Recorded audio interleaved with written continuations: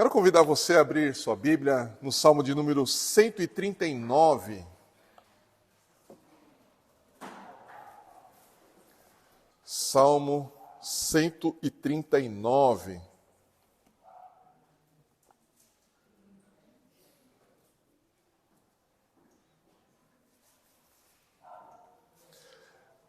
Estamos meditando, nos salmos de sabedoria, e esse é mais um salmo de sabedoria, Estou quase terminando já, Eu acho que esse e mais um já terminam os salmos de sabedoria, E esse salmo, ele é maravilhoso, E nós vamos ver aqui algumas questões bastante importantes que esse salmo traz para nós. E eu quero, então, ler com vocês aqui. Deixa eu só abrir a versão que a gente usa normalmente.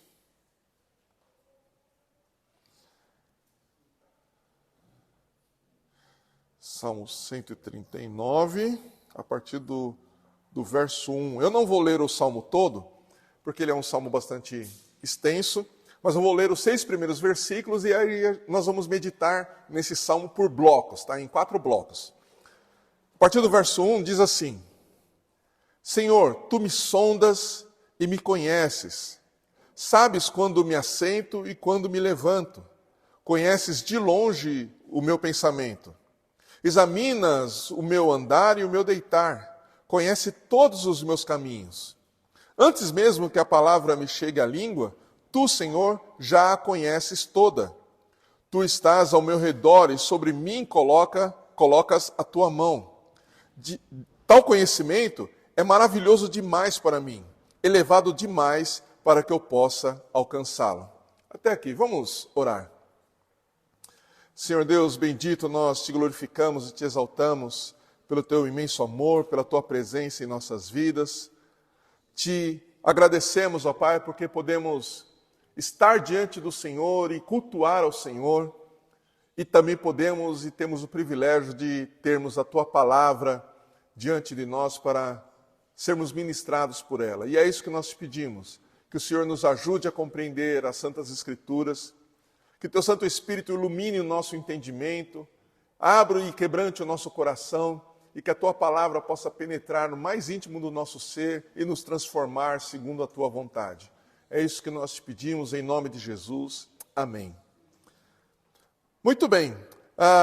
Como eu disse, nós vamos meditar nesse salmo aqui em 4 blocos, E há um assunto que permeia todo esse salmo, ou 2 assuntos principais aqui, que dizem respeito a 2 dos atributos de Deus, 2 ou 3 atributos de Deus, que são a onisciência e a onipresença. Ele também fala um pouquinho traz aqui o conceito da onipotência de Deus.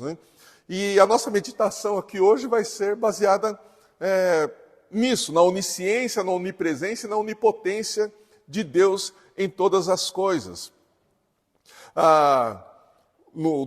Esse primeiro bloco aqui, que vai do verso 1 até o verso 6, Davi ele fala basicamente da onisciência de Deus, No verso 4 ele diz: antes mesmo que a palavra me chegue à boca, tu, Senhor, já a conheces toda. Então Deus, ele já sabe de todas as coisas. Deus, nesse atributo que a teologia chama de onisciência, que é um atributo exclusivo, inclusive, de Deus, esse atributo descreve o total e absoluto conhecimento que Deus tem de tudo. Alguns até questionam esse verso, Bom, se Deus sabe todas as coisas, se Deus sabe o que eu vou falar antes mesmo de eu falar, por que eu vou orar? Por que eu vou pedir alguma coisa para Ele? Por que eu vou falar qualquer coisa para Ele? É justamente pelo fato dele saber tudo que nós já vamos falar antes mesmo de nós falarmos, é que nós oramos, porque nós confiamos que Ele sabe de todas as coisas. Entende? Então esse atributo, ele fala e expõe para nós, o atributo da onisciência expõe para nós esse absoluto conhecimento que Deus tem de tudo. Significa que Deus, sem nenhum esforço e sabe de todas as coisas, e ele sabe de tudo de uma forma assim, igualitária. Não é que ele sabe um pouquinho mais de uma coisa e menos de outra. Não, ele sabe de tudo, da mesma forma. Todas as coisas para ele são visíveis ali, não estão obscuras, não estão escondidas dele. Né? Deus sabe bem todas as coisas que acontecem no mundo e, na verdade, no universo. A W. Tozer, ele disse, comentando sobre a onisciência de Deus, ele diz o seguinte: Deus disse, né? Deus conhece instantaneamente e sem esforço algum tudo e todas as coisas, todo pensamento e todos os pensamentos, todo espírito e todos os espíritos, todo o ser e todos os seres, toda a criação e todas as criaturas, toda a pluralidade e todas as pluralidades, toda a lei e todas as leis, todas as relações, todas as causas, todos os pensamentos, todos os mistérios, todos os enigmas, todos os sentimentos, todos os desejos, todos os segredos ocultos, todos os principados e potestades, todas as personalidades, todas as coisas visíveis e invisíveis no céu e na terra, ação, espaço, tempo, vida, morte, bem, mal, céu e inferno. Como Deus conhece todas as coisas perfeitamente, ele não conhece uma coisa melhor do que outra, mas a tudo igualmente bem. Ele nunca descobre nada, nunca se surpreende, nunca se assusta, nunca imagina como será algo, nem busca informações, nem faz perguntas, exceto quando quer inquirir os homens para o próprio bem deles. Então veja, essa exposição aqui de A.W. Tozer mostra como o conhecimento de Deus, a onisciência de Deus, abrange absolutamente tudo. Não há nada que escape de Deus. Deus conhece o futuro de todos nós, assim como Ele conhece o nosso presente, assim como Ele conhece o nosso passado. Todos os acontecimentos não estão ocultos de Deus. E Ele sabe de todas as coisas, ou sabe do nosso futuro, não porque simplesmente ele previu o nosso futuro. Não é uma coisa que, como se ele tivesse ali para a gente entender, uma bola de cristal, daí ele viu o nosso futuro, tá, então eu sei porque eu vi antecipadamente. Ok, ele viu antecipadamente, mas ele viu antecipadamente porque ele decretou o nosso futuro.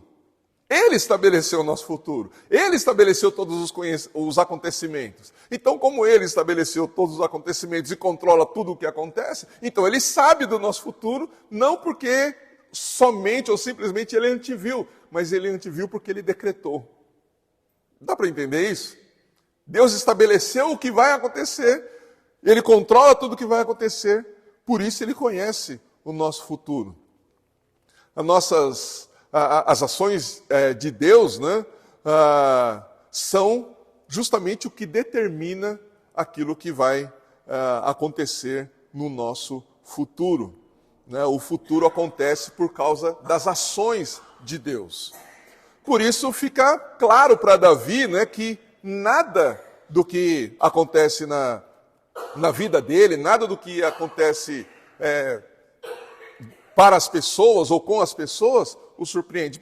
Davi isso ficou muito claro para Davi. Davi sabia que Deus não era e não podia ser surpreendido por nada. O diabo nunca vai poder levar diante de Deus uma acusação ou um segredo contra nós que Deus já não saiba. Porque Deus sabe de todas as coisas. Deus, ele nos conhece completamente, né? E é outra frase aqui do A.W. Tozer, né? Deus nos conhece completamente antes que nós o conhecêssemos. E nos chamou para si com o conhecimento total de tudo o que depunha contra nós. Então Deus já sabia tudo que depunha contra nós. Então aquilo que o diabo leva contra nós, dos pecados que a gente comete, isso não surpreende Deus. Porque Deus já sabia, Deus já conhece. Então todos os alertas, todas as direções, todas as exortações de Deus para nós estão fundamentadas em sua onisciência. Não é o que ele simplesmente pensa do que pode acontecer conosco. Ele sabe o que pode acontecer conosco. Ele sabe o que vai acontecer conosco. Ele sabe. E isso então deve nos levar a confiarmos ainda mais em Deus. Porque se Ele sabe o que acontece, se Ele sabe o que vai acontecer, se Ele sabe de todas as coisas, se Ele nos conhece antes mesmo de nós cometermos qualquer coisa, nós temos que confiar nas suas direções, nós temos que confiar nas suas exortações, nós temos que confiar na maneira como Ele conduz e dirige as nossas vidas. Amém? Nós não temos, evidentemente, o atributo da onisciência. Mas toda a nossa consciência deve ser estabelecida, fundamentada e determinada com base na onisciência de Deus. Ou seja, uma vez que eu sei que Deus é onisciente, eu tenho que conscientemente ou permitir que a minha mente e a minha consciência seja formada pela sabedoria que vem de Deus. Dá para entender mais ou menos isso? A gente não tem nós não somos oniscientes, mas Deus é. E eu confio na onisciência de Deus para que, por meio da onisciência de Deus, a minha consciência acerca de todas as coisas seja formada, seja determinada e seja estabelecida. Eu fundamento os meus conhecimentos naquilo que Deus está dizendo, porque eu sei que Ele é onisciente. Eu sei que Ele sabe de todas as coisas. Então, eu permito que a minha mente seja formada com base na onisciência de Deus, no fato de que Deus tem esse conhecimento perfeito, completo, ilimitado e irrestrito sobre tudo, sobre todos e em qualquer tempo. Deus conhece suas criaturas a um nível de intimidade que não é possível nem mesmo entre as criaturas. Deus te conhece numa intimidade tão profunda que nunca você conseguirá conhecer a si mesmo na mesma profundidade que Deus te conhece. É por isso que no verso 6, Davi ele chega aqui e fala: tal conhecimento é maravilhoso demais para mim, elevado demais para que eu possa alcançá-lo. Como nós podemos alcançar essa sabedoria, essa onisciência de Deus? Nós não temos capacidade para isso. E a palavra que Davi usa aqui, maravilhoso demais para mim, essa palavra maravilhosa, ou essa palavra maravilhoso, se refere justamente à pessoa extraordinária e excepcional que Deus é. Davi tem uma revelação de quem Deus é, e mesmo não conseguindo alcançar a magnitude de quem Deus é, ele fica maravilhado. Então ele se refere a Deus, a essa pessoa extraordinária, a essa pessoa excepcional, essa pessoa de fato maravilhosa que Deus é, e que ele está tendo ali um vislumbre por causa da própria revelação de Deus para ele. Ele olha para Deus, recebe essa revelação da parte de Deus, de quem Deus se revelando a ele, Deus mostrando para ele quem ele é, a forma como Deus cuida de todas as coisas, a forma como Deus conhece todas as coisas, e ele então atribui a Deus essa característica extraordinária. É justamente que Deus está revelando para Davi aqui, e é por isso que ele fala que Deus é maravilhoso. Ele está se referindo à pessoa do próprio Deus. E a Bíblia toda vai nos mostrar e vai nos indicar que Deus não é como a sua criatura. E é isso que também fica claro para Davi. Deus não é como tudo aquilo que ele criou. Há uma distinção entre Deus e a sua criatura. Davi, quando ele fala aqui que Deus é maravilhoso, ou quando ele diz, tal conhecimento é maravilhoso demais para mim, ele também está se referindo às obras e aos feitos inigualáveis de Deus. Somente um Deus maravilhoso, somente um Deus onisciente, um Deus onipotente, um Deus onipresente, pode fazer aquilo que Deus fez e aquilo que Deus faz. E a nossa reação também deve ser, ou quando nós estamos diante de Deus, quando Deus se revela a nós, a nossa reação também deve ser semelhante a essa de Davi. Nós temos que nos maravilhar com a presença de Deus, nós temos que nos maravilhar com a pessoa de Deus. Nós temos que realmente ficar extasiados diante da presença de Deus e da revelação de quem Ele é. Davi, ele é profundamente impactado, e nós também devemos ser profundamente impactados com essa revelação de quem Deus é, e devemos responder, devemos reagir adequadamente e à altura de quem Deus é. E nós só podemos reagir em adoração a esse Deus maravilhoso, em adoração a essa pessoa extraordinária que Deus é. Mas ao mesmo tempo, Davi, né, é levado, diante dessa maravilha, né, ele é levado a confiar ainda mais em Deus. E esse é um outro ponto que esse salmo nos chama a atenção. Nós devemos ser conduzidos diante dessa onisciência, diante desse poder que Deus tem, diante da pessoa de Deus e da revelação da pessoa de Deus, nós temos que ser conduzidos a confiar ainda mais nele, a depositar as nossas vidas nas mãos dele.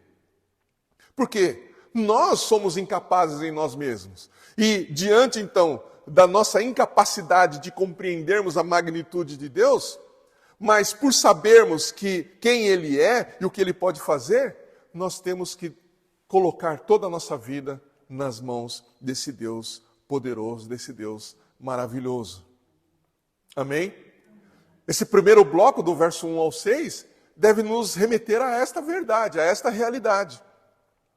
Depois, no segundo bloco, né, dos versos 7 ao verso 12, né, Davi ele começa a expor um pouco acerca da onipresença de Deus e também fala um pouco da onipotência de Deus. Né?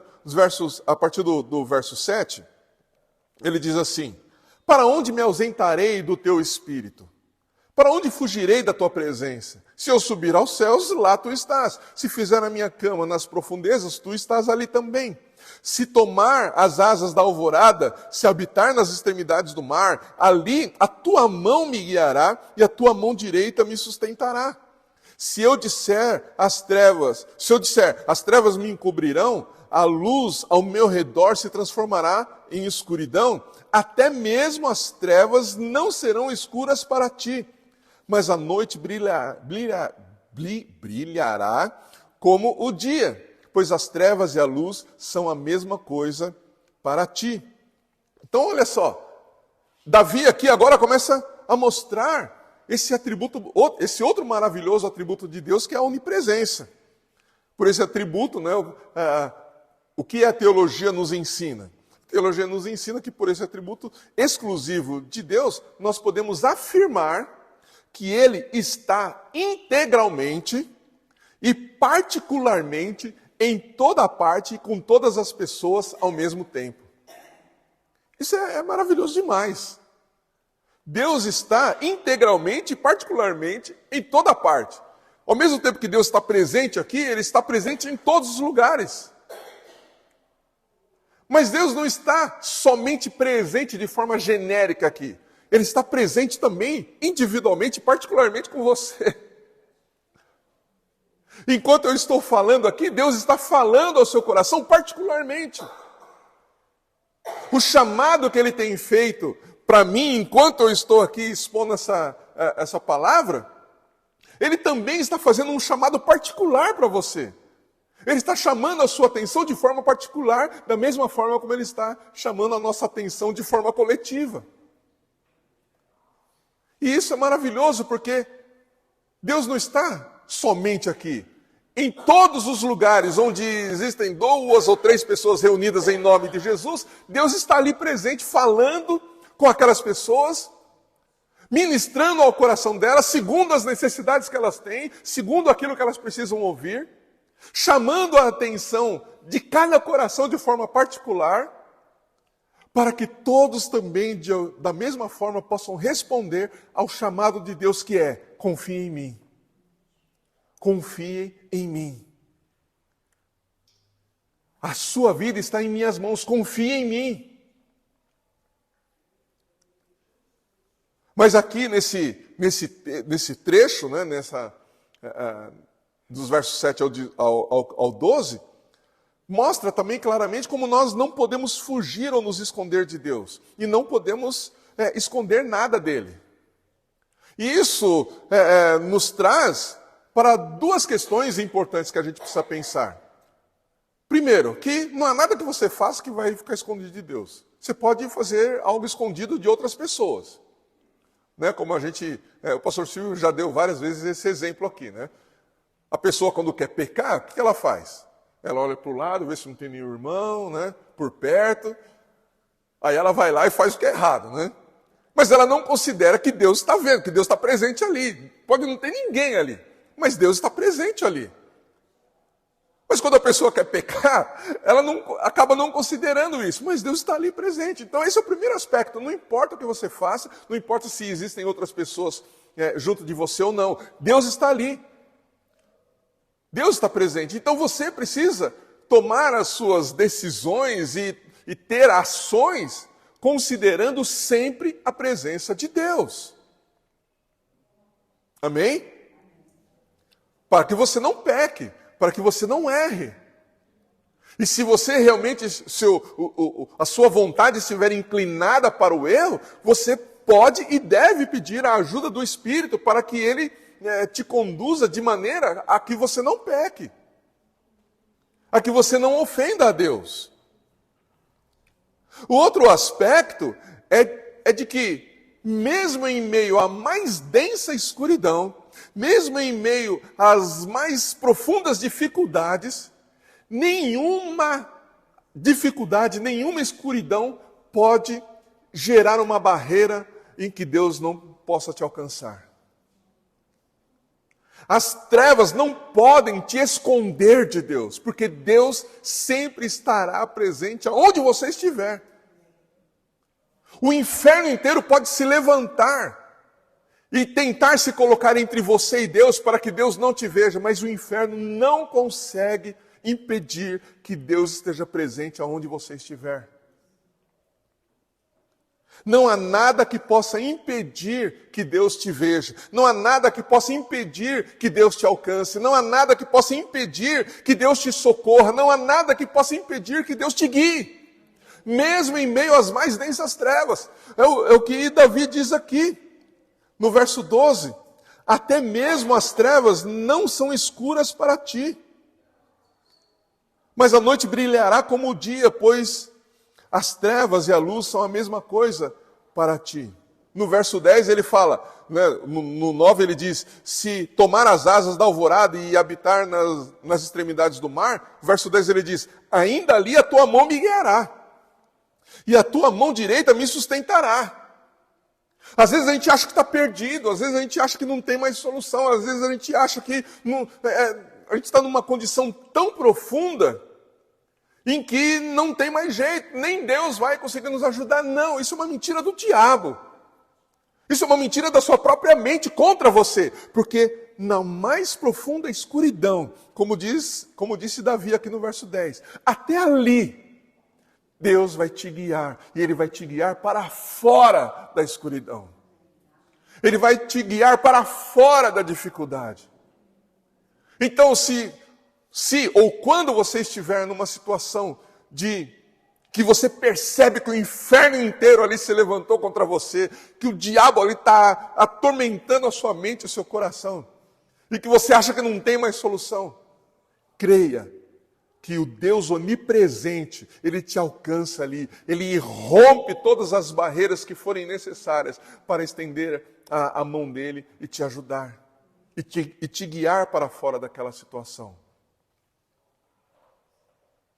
Mesmo que o inferno inteiro se levante contra você, a luz de Deus rompe, como eu disse, a escuridão, e Ele te guia em meio às trevas.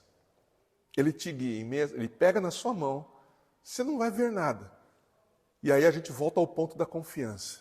Você precisa confiar em Deus, mesmo que você não esteja vendo nada. Coloque a sua vida completamente nas mãos de Deus.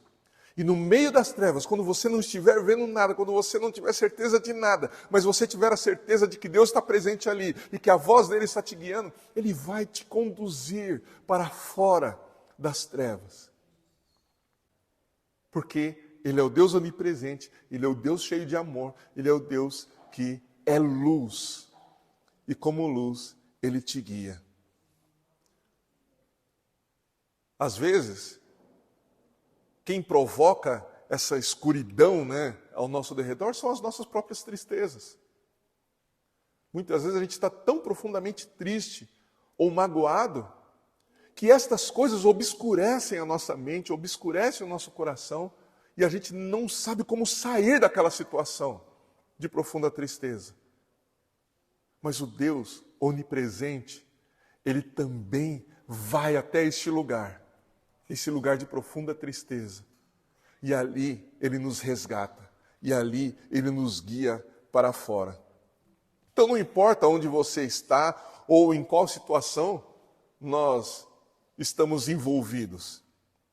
Ali Deus pode nos guiar e Deus nos guia. Amém? Isso não nos isenta das nossas responsabilidades, ok? Assim como Davi fala aqui, né?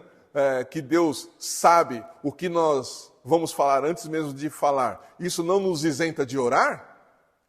O fato de nós sabermos que Deus está presente em todos os lugares e Ele nos guia, não nos isenta de nós obedecermos a sua voz. Obedecermos as suas orientações. Amém? Nós temos uma responsabilidade, temos que responder de acordo com aquilo que Deus nos orienta, aquilo que Ele nos fala. Ok até aqui? No próximo bloco, né, no terceiro bloco aqui, a partir do verso 13, né, que vai até o 18, né, Davi ele começa agora a fazer uma exposição baseada e fundamentado naquilo que ele disse antes, na onisciência de Deus, na presença de Deus e também na onipotência de Deus. Eu acabei não citando aqui, mas como que no bloco anterior ele apresenta a onipotência de Deus? Justamente no fato de que nada pode impedir Deus de agir em nossas vidas, mesmo que o inferno inteiro se levante contra nós. Deus, ele é onipotente, ele pode todas as coisas. Então ele rompe com todas as resistências, inclusive com as resistências do nosso coração, para nos ajudar, para nos abençoar e para nos guiar para fora. Agora, Davi, nesse próximo bloco aqui, dos versos 13 ao 18, fundamentado nessas premissas que ele disse antes, ele vai então discorrer sobre algo que também é maravilhoso. Olha o que ele diz a partir do verso 13. Pois tu formaste o meu interior, tu me teceste no ventre de minha mãe. Eu te louvarei, pois fui formado de modo tão admirável e maravilhoso. Tuas obras são maravilhosas, tenho plena certeza disso. Meus ossos não te estavam ocultos quando em segredo fui formado e tecido com esmero nas profundezas da terra. Teus olhos viram a minha substância ainda sem forma. No teu livro os dias foram escritos. Sim, todos os dias que me foram ordenados, quando nenhum deles ainda havia.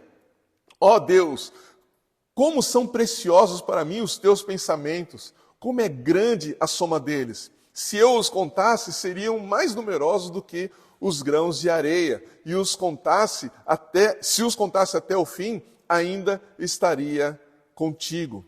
Então, Davi aqui, ele vai se fundamentar, ele vai se utilizar, né, dessa maravilha que é Deus, né, dessa revelação maravilhosa de quem é Deus, e assim como no verso 6, né, que ele disse, né, que tudo isso era maravilhoso demais para ele entender, ele volta aqui no verso 14 a dizer a mesma coisa. Né? Eu te louvarei, pois fui formado de modo tão admirável e maravilhoso.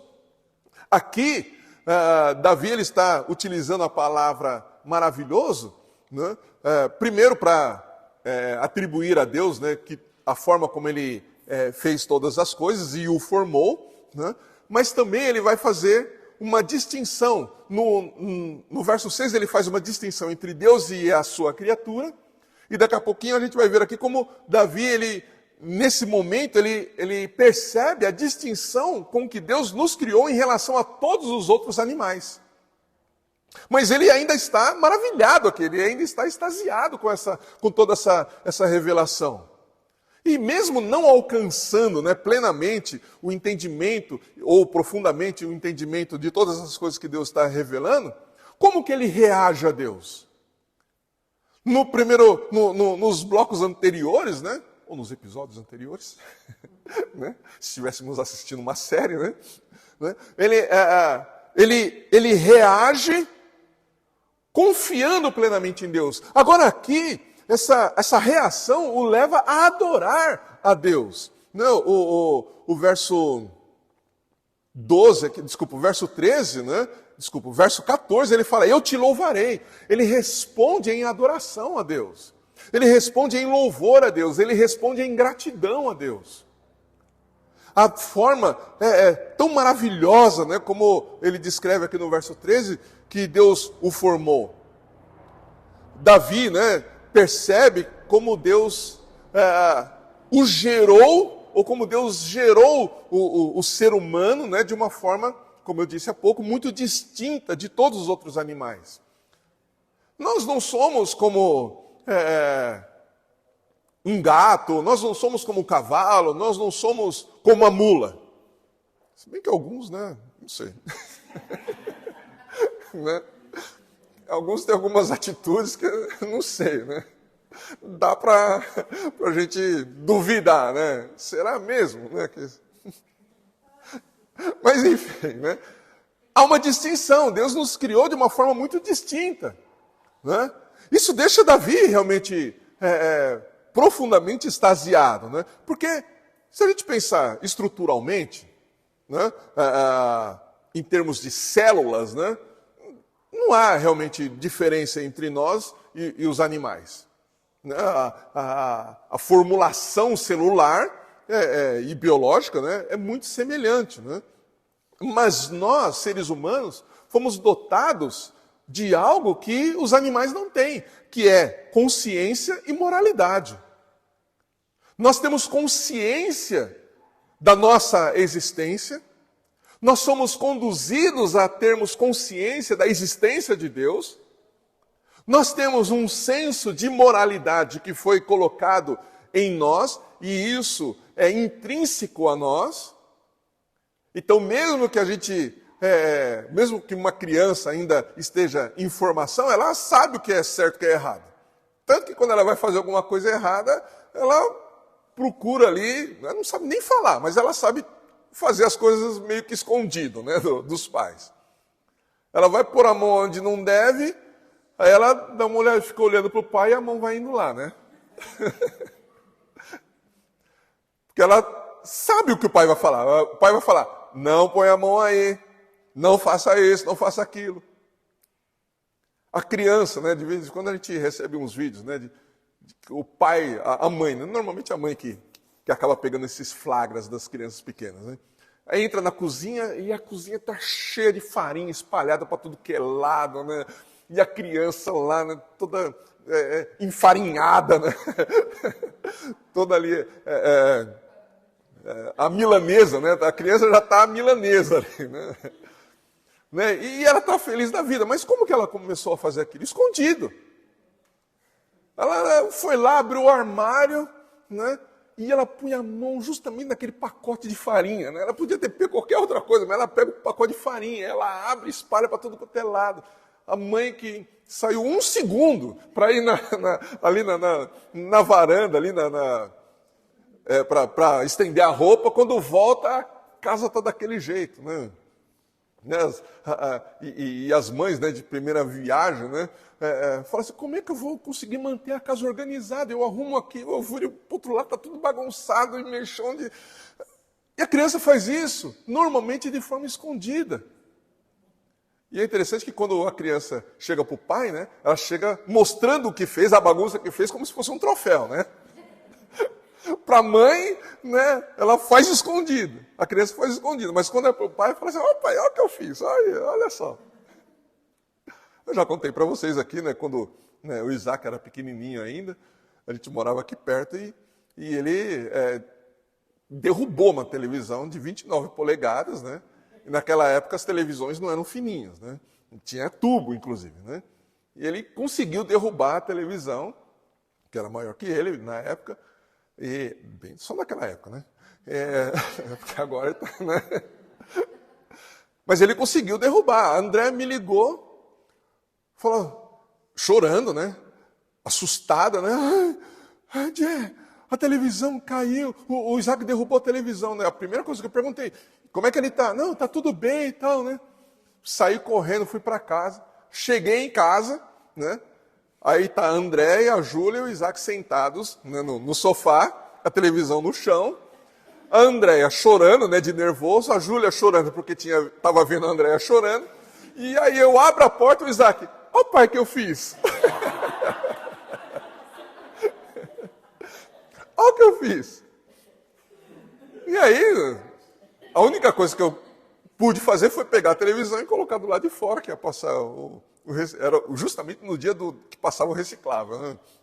Deixei lá fora e, né, enfim.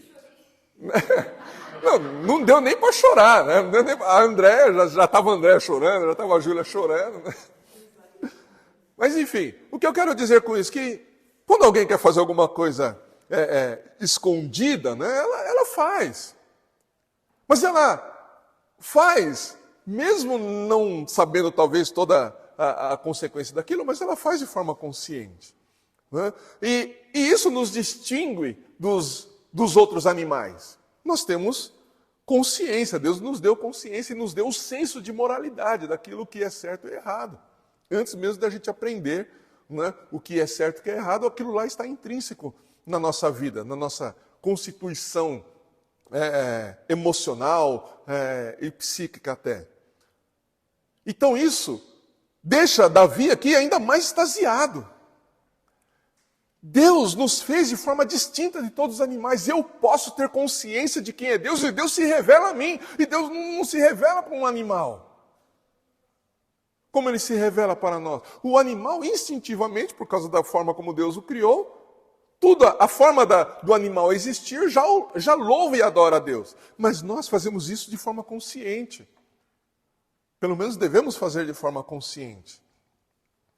Deus, quando criou os animais, ele criou os animais, mas quando ele criou o homem lá em Gênesis, a Bíblia fala que Deus soprou sobre ele o fôlego da vida. E o homem se tornou alma vivente. Isso é maravilhoso demais, não é o meu ponto aqui, né, de exposição, mas é algo maravilhoso. Aquele boneco que já existia ali, né, aquele boneco que Deus fez de barro, ele existia, mas não tinha consciência nenhuma de que ele estava ali, não tinha consciência nenhuma de onde ele estava e não tinha consciência de Deus. Quando Deus soprou nas narinas ali daquele boneco, aquele homem, aquele ser passou a ser alma vivente, passou a ter consciência da sua existência, passou a ter consciência da existência de Deus, passou a ter consciência da existência de tudo aquilo que Deus criou.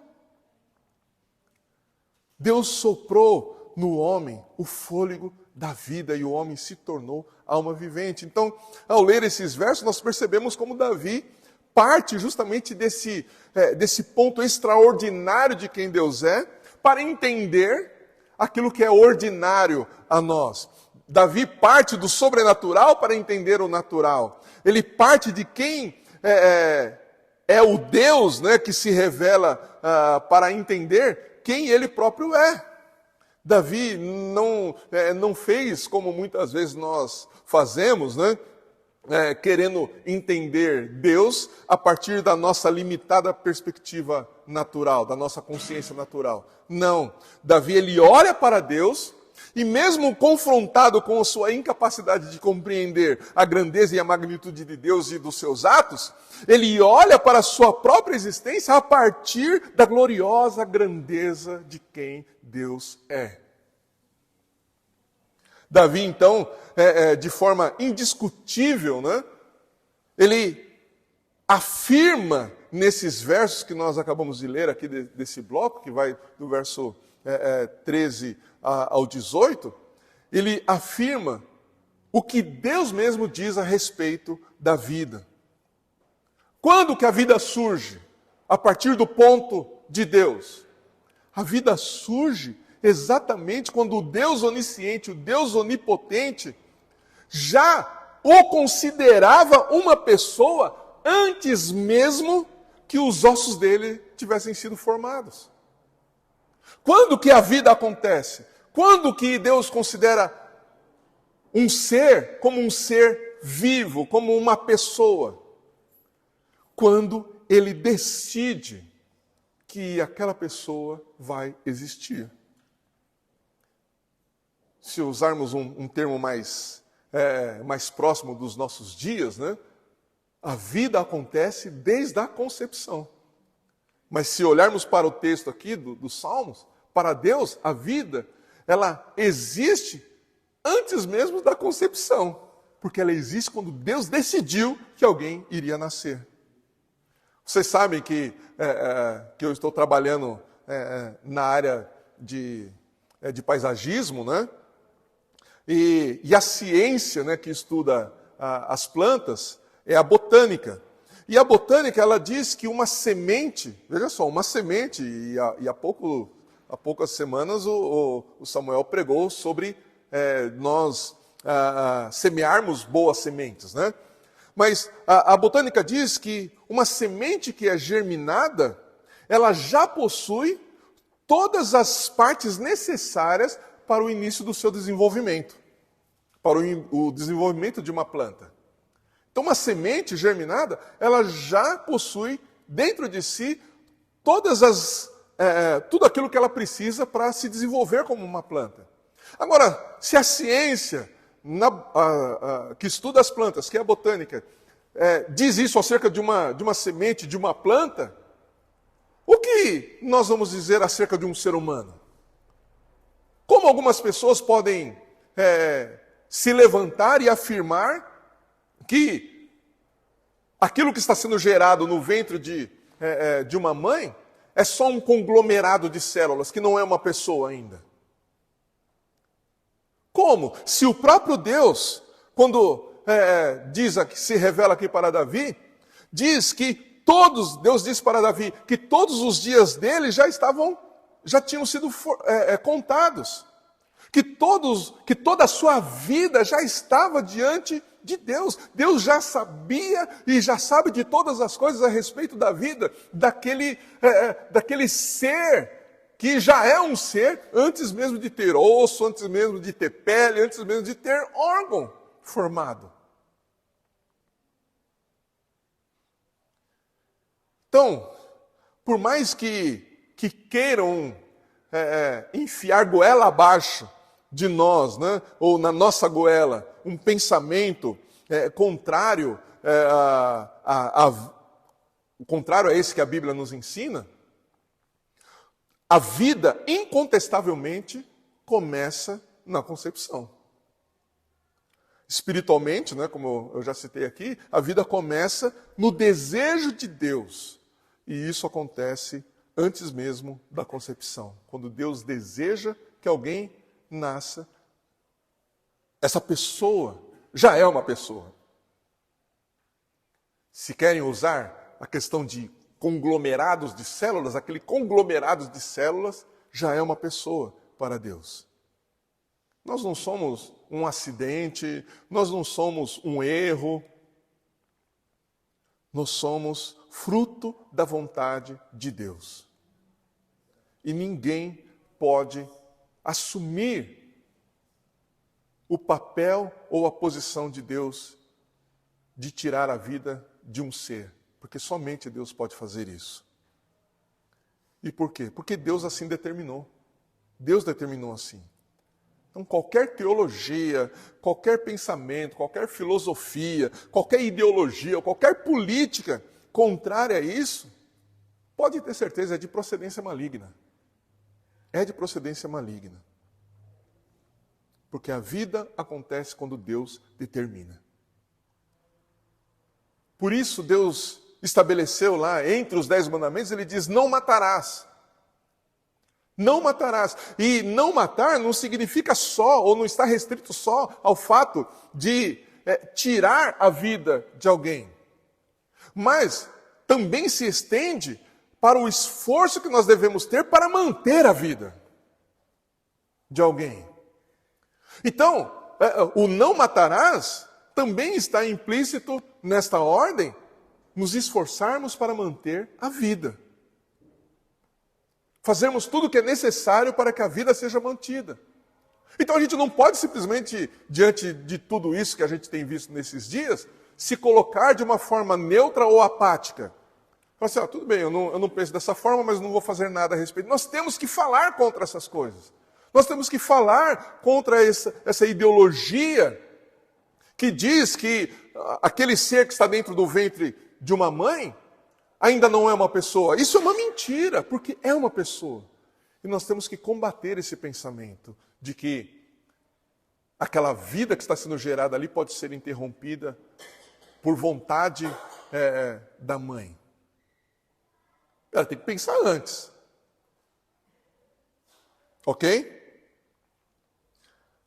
No final aqui, ou quase no final, no último bloco aqui, eu vou deixar os 2 últimos versos para depois, mas nos versos 19 ao 22, Davi, ele vai se posicionar, não de uma forma neutra, mas ele vai se posicionar de uma forma muito veemente contra aqueles que se contrariam a Deus. Ele vai dizer aqui, a partir do verso 19, quem me dera matasse o perverso, ó Deus, e se afastassem de mim os assassinos, homens que se rebelam contra ti e contra ti se levantam para o mal.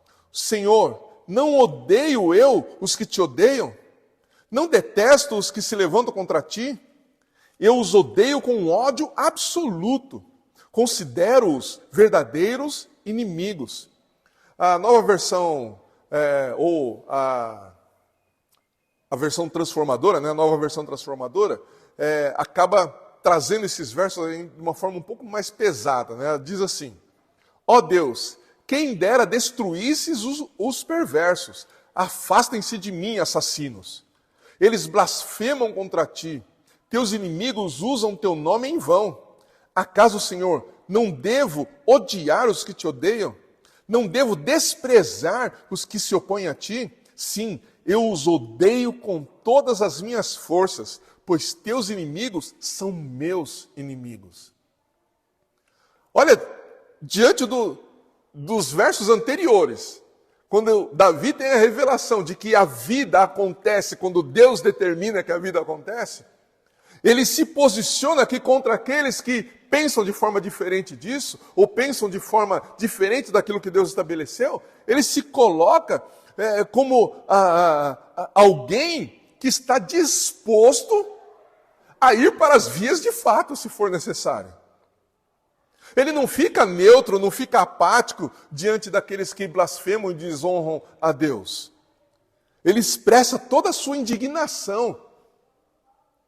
Mas, principalmente, ele se coloca numa posição combativa contra os que desonram e se opõem a Deus.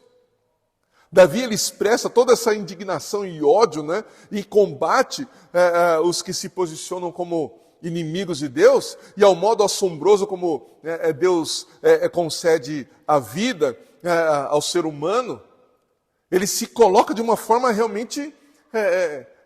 o que nós temos que pensar? Qual a visão que a gente tem que ter de Davi nesse momento? Davi, ele era, evidente, ele já era rei aqui, mas ele, antes de ser rei, ele era um soldado, ele era um guerreiro, ele era um general do exército, ele não ia para as guerras falando assim, e aí, mano, beleza? Vamos fazer um acordo de paz aqui? Não vamos brigar não, vamos deixar esse negócio de briga de lado, para quê? Não, ele ia para cima dos exércitos inimigos para vencer, para destruir, para acabar com o exército inimigo. E o texto diz, né, e Saul ficou com ciúmes disso, né, que quando ele voltava das guerras, a cidade, né, cantava, Saul matou os seus milhares, mas Davi matou os seus 10 milhares. Então ele não ia com uma bandeirinha ali, né, com uma rosa, né, com o inimigo lá com uma espada e ele com uma rosa. Eu falei assim, eu sou de boa, sou de paz. Ele ia para guerrear, ele ia para vencer. E essa visão que Davi, ou com esse sentimento que Davi se coloca contra aqueles que se posicionam contra Deus, contra aqueles que se posicionam como inimigos de Deus. O seu amor por Deus o move de uma maneira muito veemente, muito incisiva, de forma muito indigna. E ele declara guerra. Davi declara a guerra contra os que contendem com Deus. Eu sei que nos dias de hoje falar sobre essas coisas, imagina, você vai declarar guerra contra quem não tem o conceito de que a vida é gerada na concepção. Eu sei que isso parece politicamente incorreto, né? Mas é a forma como Davi se posicionou. E volto a dizer, a gente não pode se colocar de uma forma neutra, a gente não pode se colocar de uma forma apática diante de tudo isso. Nós temos que nos posicionar. Davi, ele classifica essas pessoas, né, como realmente perversas por se oporem ao próprio Deus, e ele expressa essa sua posição contra eles, proferindo uma imprecação, proferindo uma maldição contra essas pessoas, estando disposto, como eu disse, a, se for necessário, ser o executor dessas sentenças. Mais uma vez, não quero aqui simplesmente forçar uma justificativa, né, para o sentimento de Davi. Mas certamente, Davi ele não podia suportar que o nome de Deus fosse diretamente tão ofensivo assim. Ele não podia suportar que a glória e a honra de Deus fossem tão ofendidas dessa forma. Se a gente voltar lá para os 10 mandamentos, né? Essas pessoas, esses perversos, estavam tomando o nome de Deus em vão ao se posicionarem dessa forma. Tem uma frase que é atribuída a Spurgeon, que eu digo atribuída porque, pelo menos na fonte que eu pesquisei, não está diretamente ligada a ele, né? Mas está dentro de um contexto em que ele está falando outras coisas. Né? Spurgeon, uma frase atribuída a Spurgeon diz: não podemos agir de outra forma, exceto contender com aqueles que contendem com Deus. A gente não pode agir de outra forma. Isso, eu não sei quantos tem esse livro, né, mas está lá nos Tesouros de Davi, né, quando ele está comentando sobre esse verso. Por outro lado, né, não é possível a gente amenizar o que Deus, ou melhor, o que Davi está sentindo. Né? Ainda mais quando a gente vai comparar com o que outros versos dizem, né? Eu não vou ler todos, né? Mas o Salmo 5, verso 6, diz: tu destróis os que proferem mentiras. O Senhor abomina ao sanguinário e ao fraudulento. Em Isaías 11:4, né, diz: mas julgará com justiça os pobres e decidirá com equidade a favor dos mansos da terra. Ferirá a terra com a vara da sua boca e com o sopro dos seus lábios matará o perverso. Veja que o contexto de Davi aqui é contra os perversos. Mateus 7:23, Jesus diz: então lhes direi explicitamente, nunca vos conheci, apartai-vos de mim, vós que praticais a iniquidade. 2 Crônicas 19:2 diz, no verso 1 diz: Josafá, rei de Judá, voltou para sua casa em paz para Jerusalém. Olha o verso 2. O vidente, Jeú, filho de Anani, saiu ao encontro do rei Josafá e lhe disse: devias tu ajudar ao perverso e amar aqueles que aborrecem o Senhor? Por isso caiu sobre ti a ira da parte do Senhor. Salmo 26, verso 5 diz: odeio o ajuntamento dos malfeitores, não se sentarei com os ímpios. Veja, todos esses versos mostram que a indignação de Davi tem fundamento e tem respaldo em outros textos e outras revelações do próprio Deus e a forma como outras pessoas se posicionaram diante de uma afronta tão direta à honra e à glória de Deus. 23 e 24, Davi ele diz: sonda-me, ó Deus, e conhece o meu coração. Prova-me e conhece os meus pensamentos. Vê se há em mim algum caminho mau e guia-me pelo caminho eterno. Davi termina esse salmo clamando a Deus para que Deus sonde o seu coração, a fim de que não seja encontrado no seu próprio coração a mesma perversidade que ele está percebendo na vida de outros. Que ele pede para que Deus sonde o seu coração para ele saber e ter a certeza de que ele não está incorrendo contra aquilo que ele está combatendo. Que aquilo que está dentro de si mesmo, ou aquilo que poderia estar no seu coração, é aquilo que ele está combatendo. Ele não quer isso, então ele pede para que Deus o sonde. Davi não quer ser um hipócrita arrogante, que vive uma falsa santidade. Ele não quer deixar que a sua ira contra os que desonram a Deus, ao defenderem que a vida não pode ser considerada a partir do ponto de vista espiritual ou a partir do ponto de vista de Deus, ele não quer que esses sentimentos, esses pensamentos dominem o seu próprio coração e ele submete os seus pensamentos, os seus desejos, inclusive o seu desejo combativo, ele submete tudo isso a Deus. Porque ele quer que Deus o julgue, ele quer que Deus julgue os seus desejos, ele quer que Deus julgue as suas intenções. E como ele está se colocando aqui de forma combativa contra os perversos e iníquos, ele pede para Deus: Deus, sonda o meu coração. Primeiro, para que eu saiba que estas coisas que eu estou combatendo também não estejam no meu coração. Mas eu quero que o Senhor sonde o meu coração para que naquilo que eu estou disposto a fazer em honra ao teu nome, não seja algo perverso também. Entende? Davi, ele pede para que Deus o sonde. Dessa forma, Davi também busca sondar o seu próprio coração, para que não seja encontrado nele nada que possa conduzi-lo de forma impensada. Davi sabe que não pode confiar no seu próprio coração. Davi sabe que o seu coração natural está sempre inclinado para o mal.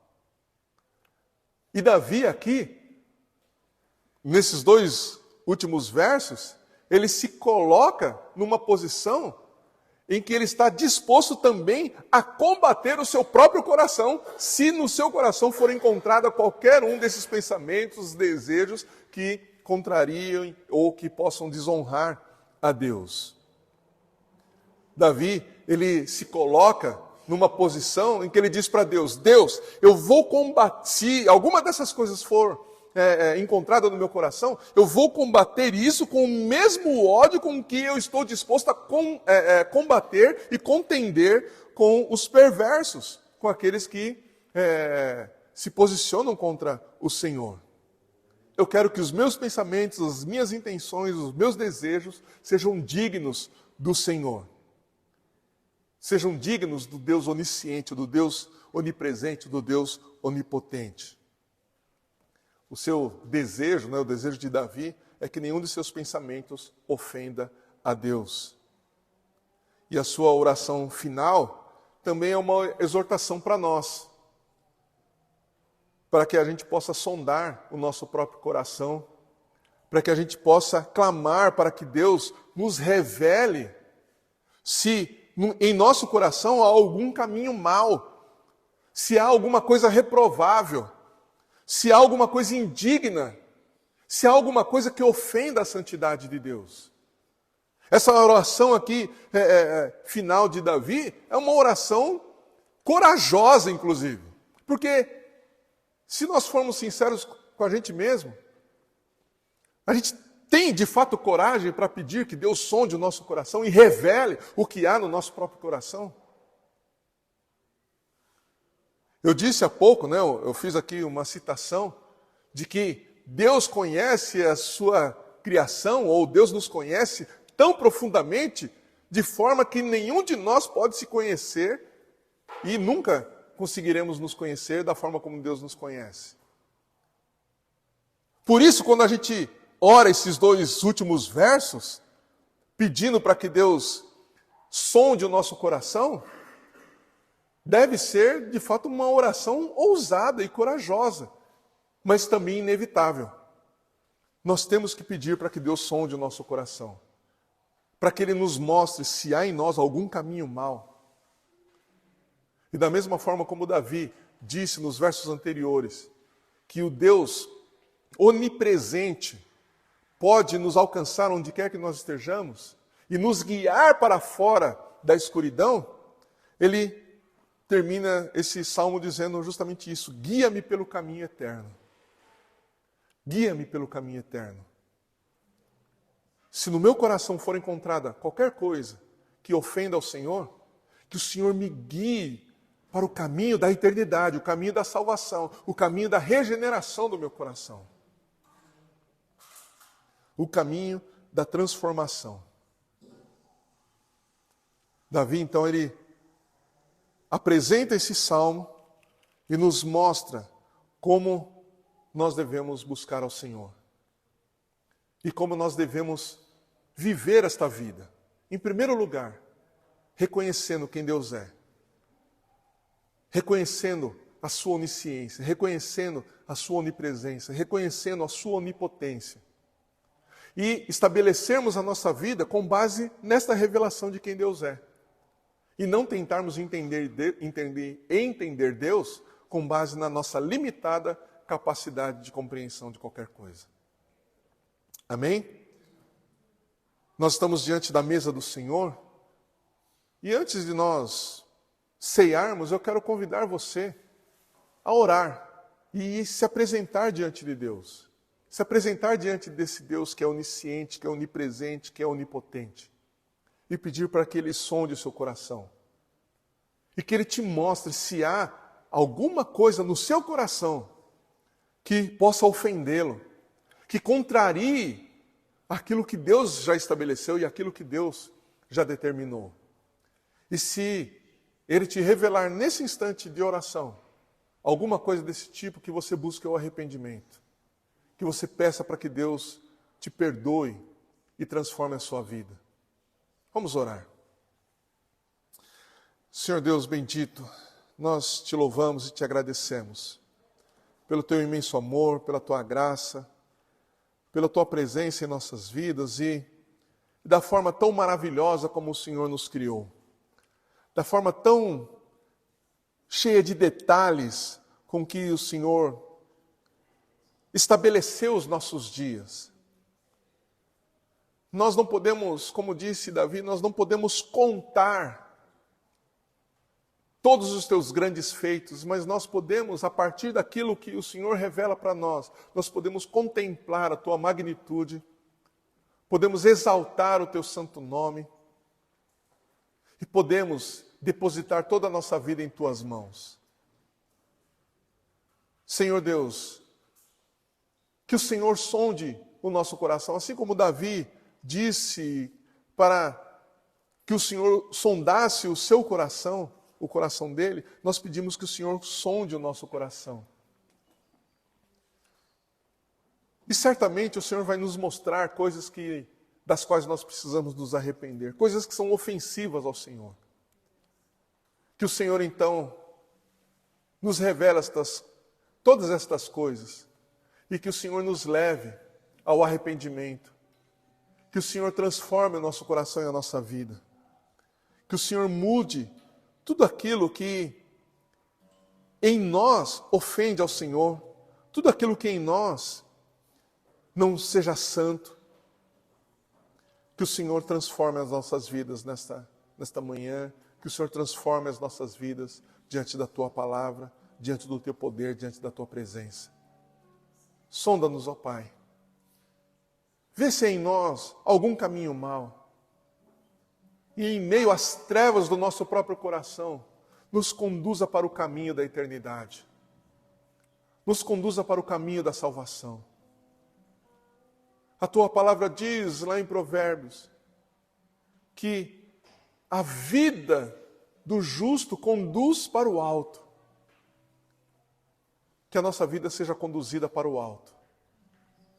Paulo, no Novo Testamento, vai dizer que se há alguma coisa excelente, se há alguma coisa boa em que devemos pensar, nisso nós devemos então nos dedicar. Ele diz que nós devemos buscar as coisas do alto. Mas se houver perversidade em nosso coração, nós vamos buscar somente as coisas desta vida.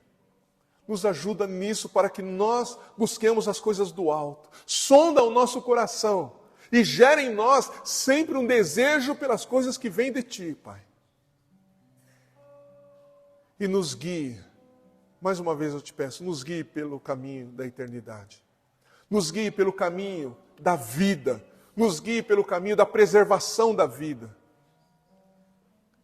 É isso que nós te pedimos em nome de Jesus. Amém, Senhor.